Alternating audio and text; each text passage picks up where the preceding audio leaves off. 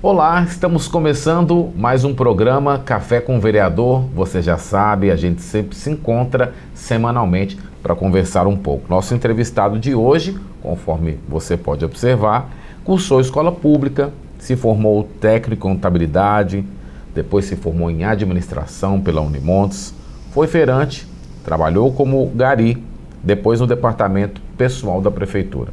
Se elegeu como vereador em 2008 e ainda atuou como secretário municipal de Planejamento e Gestão. Foi presidente da casa também no biênio 2021-2022. Vereador Cláudio Rodrigues, muito obrigado pela sua presença aqui no nosso programa. Isso, Narlan, quero aí cumprimentar os telespectadores da TV Câmara, né? Dizer muito bom, né, estar aqui, né, para esse bate-papo, né? Um bate-papo com essa interação que a gente tem, né? E um momento importante de estar, né, os telespectadores conhecer, né, o vereador, conhecer a história do vereador. Isso é muito importante, né? Muito bem, né? É um prazer para nós também ter o senhor aqui, vereador. E a gente começa já perguntando sobre isso, né? A gente falou um pouco aí do seu passado, mas a gente gostaria que o senhor pudesse falar para a gente. Então, como é que o senhor se orgulha de ter um passado tão progressivo na vida pública? Primeiramente, agradecer a Deus, né? Assim, pelas oportunidades, né? Como você leu a nossa biografia, né? Contando um pouco da história, né? Da trajetória, né?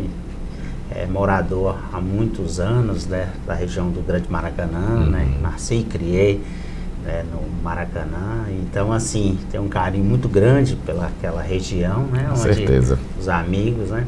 Estudei na escola pública, o bairro onde Maracanã faz a divisa, né? Com Chiquinho Guimarães, né? Major Prades. Então, inclusive, morava no final do bairro. E então, o Maracanã tem a escola Carlos Albuquerque. Isso. E no Chiquinho Guimarães tem a escola, né? No Jardim São Geraldo, ali na divisa, tem a escola estadual Antônio Canella. Antônio Canella. Então, na verdade, ali desde o início, né? Estudei lá. Desde a época tinha uma escola antiga que foi, na época, chamava Escola Vargem Grande. E depois construiu um prédio novo da escola Antônio Canella e nós passamos a estudar lá até concluir o ensino médio de técnico em contabilidade na escola. E aí tive a oportunidade de ter amigos contemporâneos, né? Verdade. Inclusive parlamentares aqui. Olha foi só. O vereador Valcida Demó, que também estudou lá no Antônio Canella. Então, assim, a gente aquela... Vem trilhando uma caminhada junto, né? Justamente. É verdade, né? Tá certo. E depois foi para a Unimontes? Sim, depois fiz administração pública, né, na Unimontes.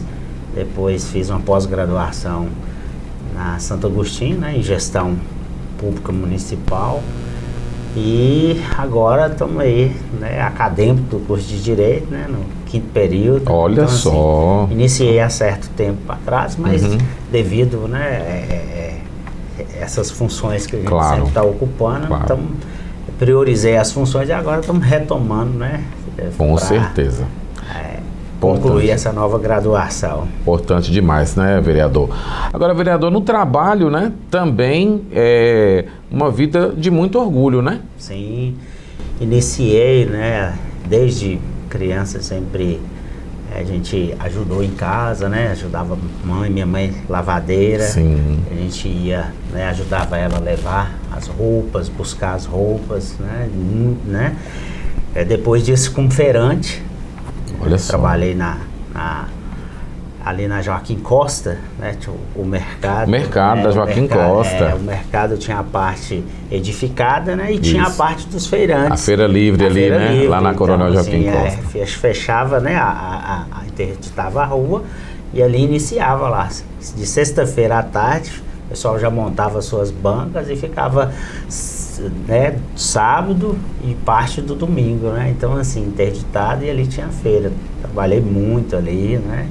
Na época, numa banca, né, de Dona Francisca, Dona Chica, saudosa Dona Chica, esposa também de seu Olavo, lá do Maracanã, né? Duas pessoas, né, que né, da região lá, todo mundo conhecia. Então, assim, trabalhei lá como feirante, depois iniciei as atividades, né, com 14 anos na prefeitura, né? Trabalhei mais ou menos uns 6 anos como gari, varrendo rua, né? Então, na região ali do Morrinhos, ali, além de varrer as ruas, a gente fazia a coleta de lixo.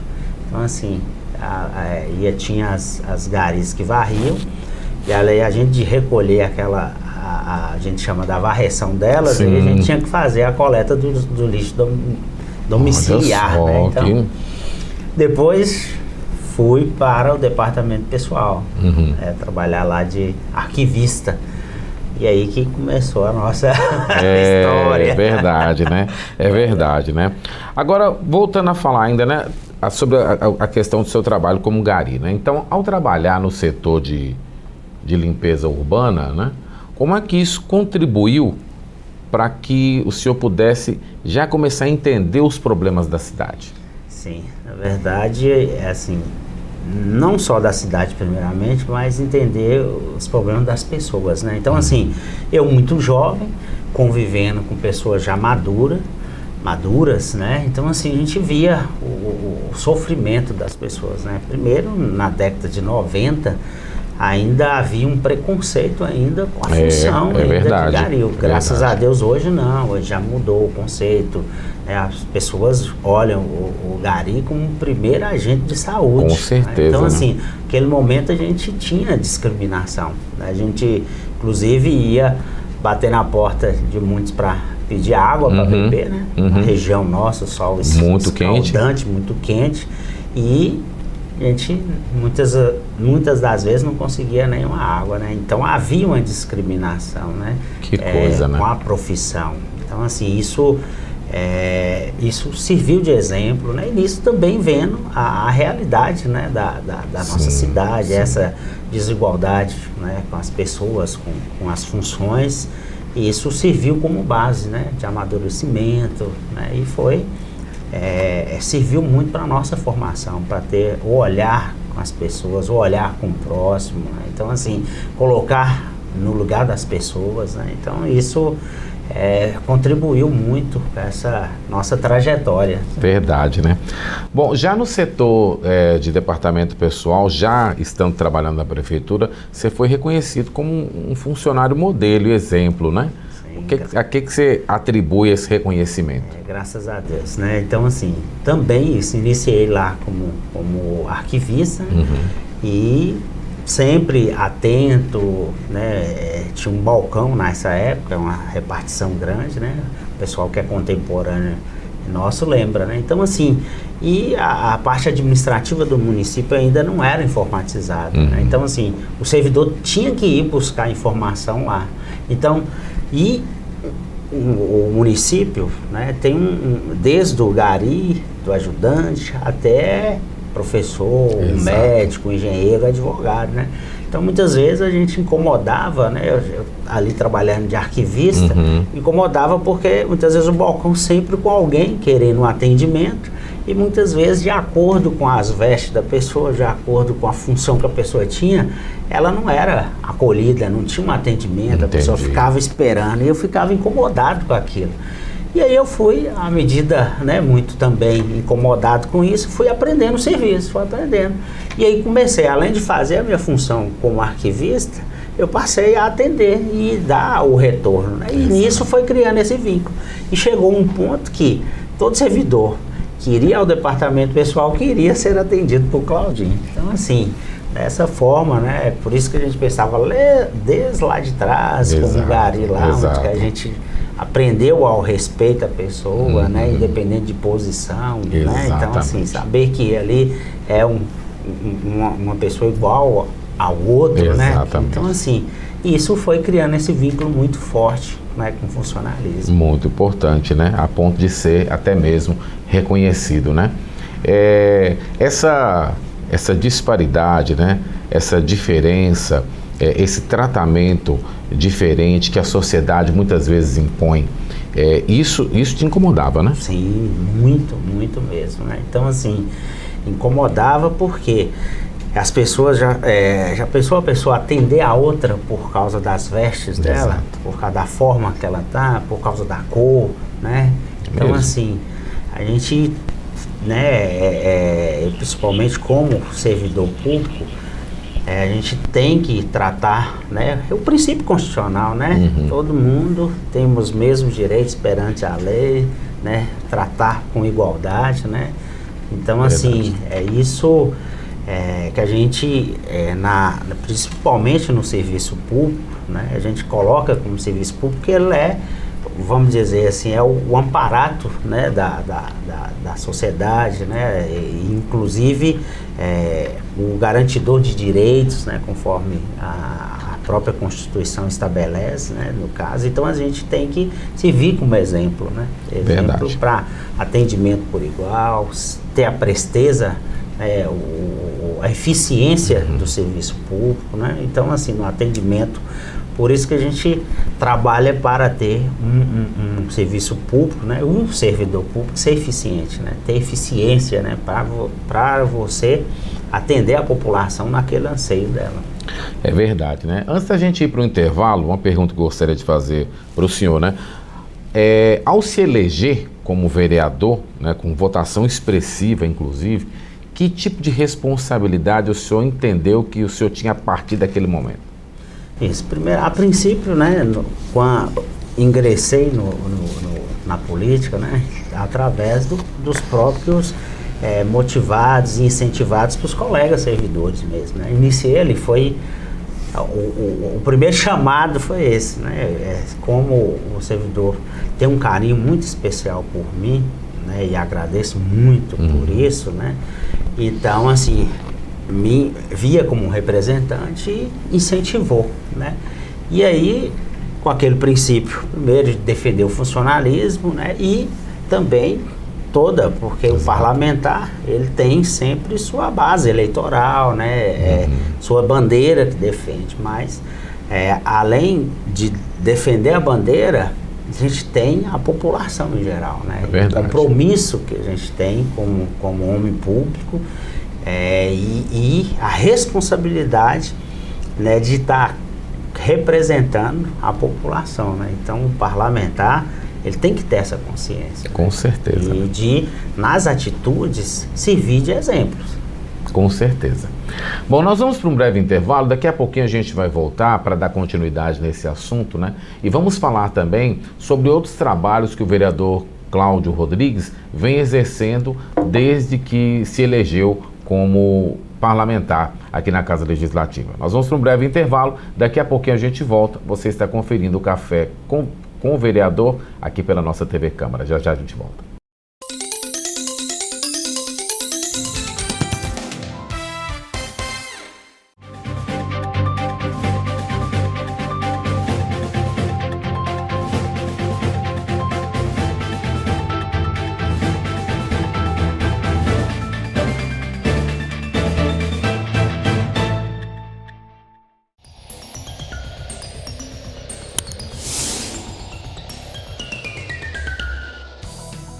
Cláudio Rodrigues, ou Claudinho da Prefeitura, como é mais conhecido, iniciou sua vida como feirante no mercado municipal e ingressou como servidor público aos 14 anos de idade no cargo de gari. Eleito vereador no primeiro mandato 2009-2012, concorreu às eleições municipais como vice-prefeito em 2012. Se elegeu para o segundo mandato de vereador em 2016.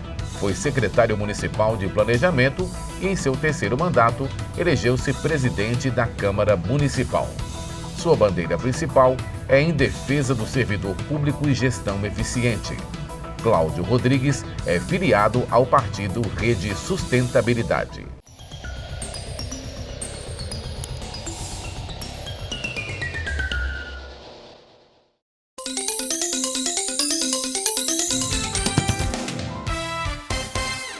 Estamos de volta aqui no nosso Café com o Vereador. Você já sabe, você acompanha o nosso programa aqui pela TV Câmara, canal 5.3, TV aberta, também pelo nosso canal no YouTube, pelas nossas redes sociais. Toda semana um bate-papo aqui com um vereador diferente. Nós estamos conversando hoje com o vereador Cláudio Rodrigues.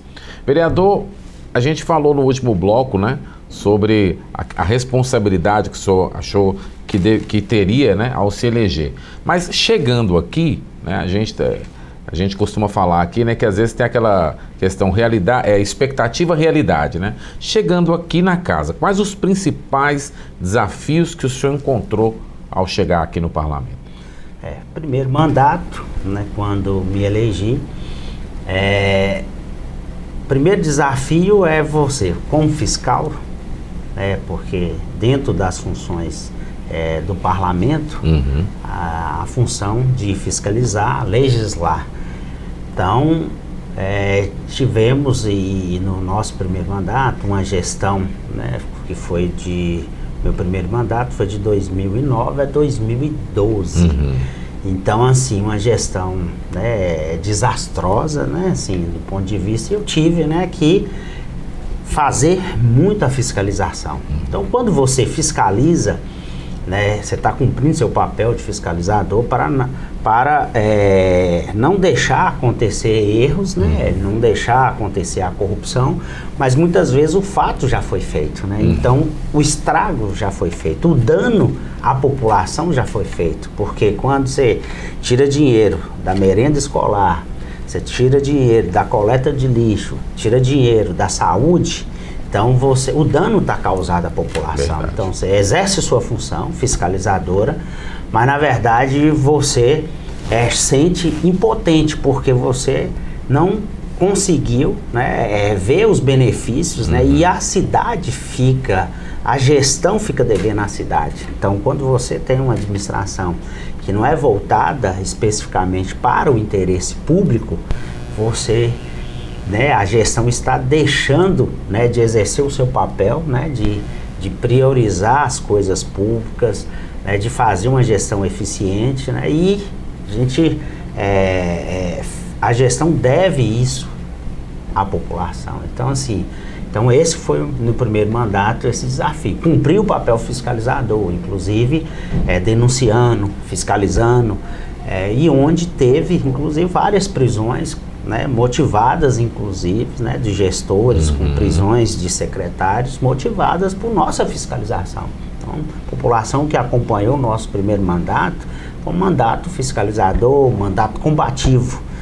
Mas como homem público, e que a gente quer que o poder público exerça a sua função de garantir direitos, de melhoria de vida para a população, a gente fica com um sentimento de impotência, né?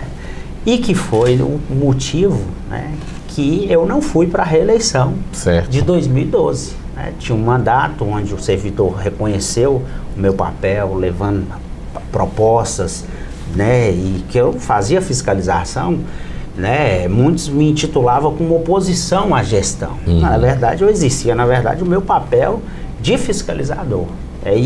Mas de forma apresentativa, propositiva, né? Não queria fazer oposição para emperrar a gestão. Pelo contrário, queria apontar o erro, mostrar a solução para aquele problema, né? E propus muitos projetos, inclusive por funcionalismo, sugestões, tanto que os projetos que eram de interessante para a população votava, né? E demonstrava porque os que não era favorável, justificava por que daquele não voto, por que eu, né, fazia o bom combate, né? Exato. E não fui nem para a reeleição, porque eu falei, eu sozinho aqui, fiscalizando, combatendo, e o povo sofrendo, a cidade regredindo, eu falei, eu tenho que participar de um processo maior. Entendi.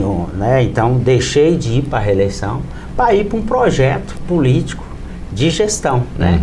Então, assim, plantar o primeiro fruto. Aí fui candidato, inclusive, a vice-prefeito numa chapa, fiz uma composição, onde que a gente teria uma demonstração, né, primeiro, de desapego ao próprio interesse próprio. Certo. Porque se tivesse interesse próprio, eu iria para a reeleição, conseguiria me reeleger. Mas eu falei, não, eu como homem público, eu tenho que pensar na minha cidade de desenvolver. Então eu tenho que participar de um processo para a gente colocar um grupo político onde nós tivéssemos um gestor que pensasse na cidade. e que aí muitos, né, falam, Cláudio, como é que você está deixando, você tem uma reeleição praticamente garantida, né, você um bom vereador, e aí você está indo nessa, vamos dizer assim, tá indo quase que numa coisa que contramão, justamente, né, eu não, deixei de ser candidato à reeleição e fui candidato a vice na chapa de Atos, depois substituída por o atual prefeito hoje, Humberto Souto. Interessante, né, essa história. Agora, também, vereador, você teve do outro lado, né, que foi na CEPLAG, né, melhor dizendo, como secretário da Planejamento e Gestão, né? Isso, dando sequência a essa história, né, nós plantamos aquela semente em 2012, não ganhamos a eleição, mas fortalecemos um grupo político voltado, pensando ganhando a prefeitura, no caso as eleições, que iriam trabalhar de fato para a população. Isso de fato, nós ficamos em terceiro lugar naquele momento, né, e Humberto se destacou. É tanto que muitos falam que se tivesse mais uns 15 dias de eleição, nós teríamos ganhado em 2012.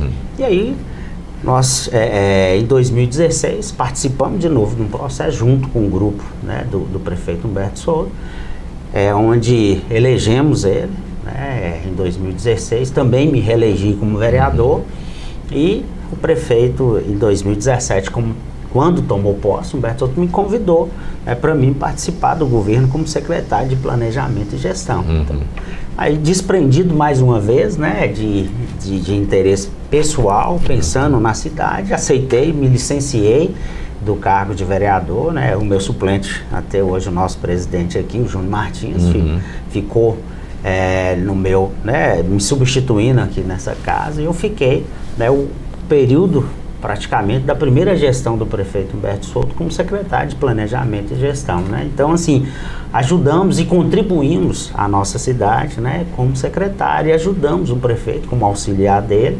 a reconstruir Montes Claros, né? Planejando Montes Claros, com uma administração, né, voltada ao interesse público, e é tanto que a administração encaminhou, tivemos muitos desafios mesmo, né, porque, como se diz, aquela dívida que o município, né, que a prefeitura, né, o município teve com a população, com administrações anteriores desastrosas, nós fomos resgatar ela. Então, assim, nós participamos desse processo como secretário de Planejamento, ajudamos o prefeito a montar a sua equipe, montamos a Secretaria de Planejamento, sugerimos as pessoas aos prefeitos, pessoas funcionários, pelo fato de ter 33 anos de servidor público, conhecer o funcionário, saber quem é quem, né? Então, assim, contribuímos com esse desenvolvimento da nossa cidade, né? Tanto que o prefeito foi reeleito, né, em primeiro turno, e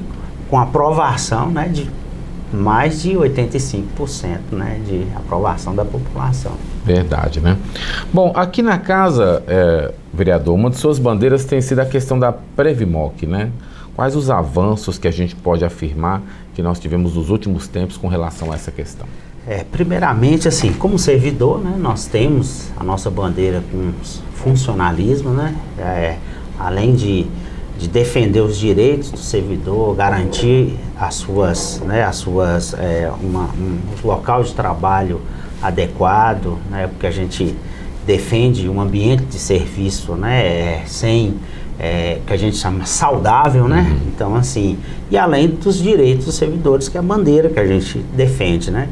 E o Previmoc é o Instituto de Previdência, né, próprio, né, exclusivo para os servidores de carreira, e que a gente viu ao longo desses anos de mandato uma dívida com funcionalismo, tanto que e uma dívida de gestão, né? Então passaram vários gestores por lá e não fizeram o dever de casa, que era cuidar do Instituto. Então hoje o Instituto, ele está, como se diz, é um paciente em estado terminal, porque o que arrecada não consegue pagar os benefícios, né, que seria as aposentadorias e pensões, né, para os servidores e seus dependentes.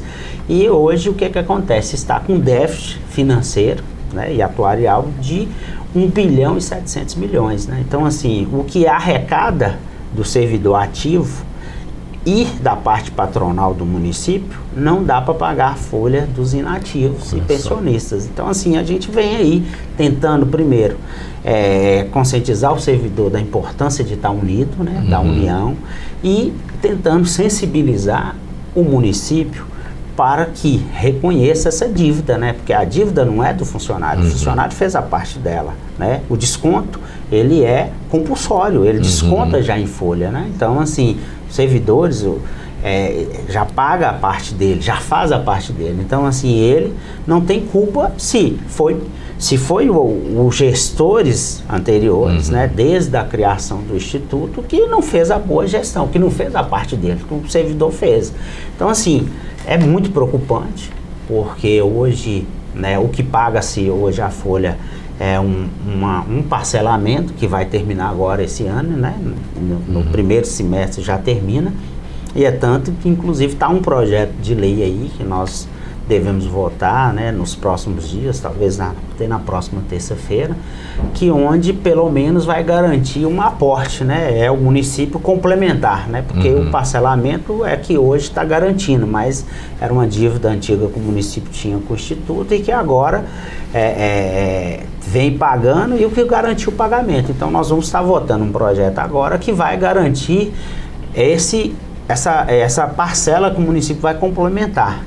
Mas na verdade é mesmo para garantir só o pagamento, mas não está fazendo caixa e não está resolvendo a questão do déficit atuarial.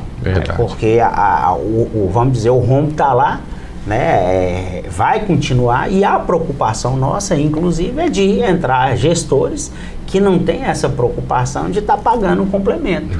E aí atrasar as aposentadorias. Então, assim, tem uma discussão da reforma, a reforma foi em 2019, mas a reforma, ela, como se diz, penaliza o servidor, porque coloca ele mais tempo, né? Então, para a gente discutir essa reforma, né, e aí iniciamos isso, conversando, mas aí teve resistência, porque há uma discussão, um sentimento do servidor que é o município responsável, né? Então, assim, aí alega, né, e vem aquela história. Primeiro, o shopping popular, que foi adquirido, né, de forma, utilizando o dinheiro público, desde o dinheiro que emprestou e depois foi pago um terreno, depois foi edificado, né, e então o servidor tem aquele sentimento que gastou o dinheiro dele edificando, né, resolvendo a situação do município, mas quem pagou a conta foi o funcionalismo, né? Então tem essa situação lá. E depois a questão de, há vários anos, o município não fazer concurso público, porque há um sentimento do servidor que, se os gestores, né, os prefeitos tivessem feito concurso público, estava saneando e oxigenando lá. Então, assim, como que você vai discutir reforma, sendo que o gestor não fez a parte dele, não reconheceu, não, eu vou fazer um concurso público, eu vou tentar fazer a minha parte. Eu fiz minha parte, agora vocês têm que pensar na parte suas. Então, assim, com aquele sentimento, então o prefeito, a gente veio cobrando dele, e conversou com ele, falou, não, vamos discutir a reforma. Só que enquanto não fizer a parte dele, o servidor vai ficar assim como, né, que nós que temos que pagar o pato de novo, discutir reforma. Então, assim, é muito preocupante, e a gente vem conversando, criamos um grupo de trabalho, inclusive com parlamentares, participam desse processo, e nós estamos aí conscientizando o servidor, primeiro mostrando para ele a realidade, para ele ter conhecimento dos fatos, qual foi a história, o que aconteceu com o Instituto de Previdência ao longo desses anos, né?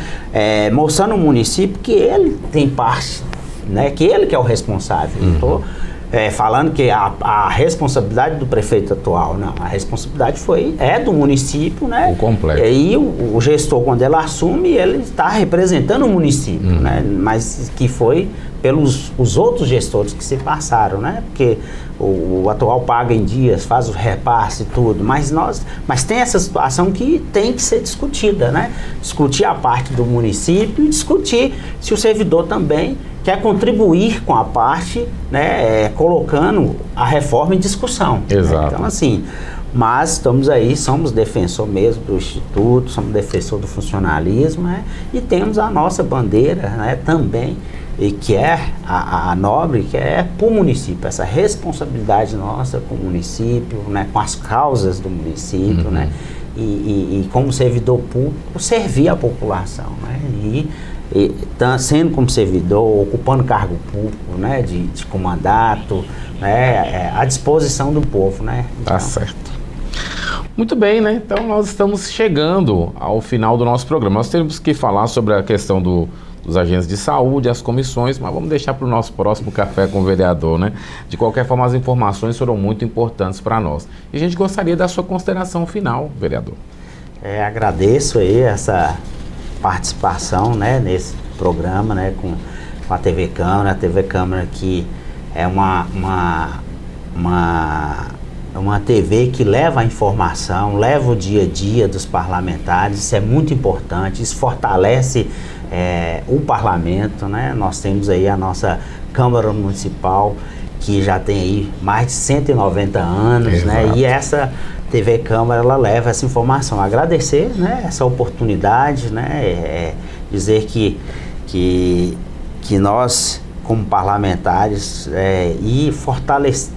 trabalhamos para fortalecimento do parlamento, né? Então, esses espaços aqui da TV Câmara servem como uma peça fundamental para a gente estar divulgando, né, e divulgar, né, o parlamento, que exato, nós precisamos ter ele como um poder forte. Tá certo, então. Agradecemos então ao vereador Cláudio Rodrigues, agradecemos a você pela sua audiência. Nosso próximo encontro, próximo programa Café com o Vereador. Valeu, forte abraço, até lá.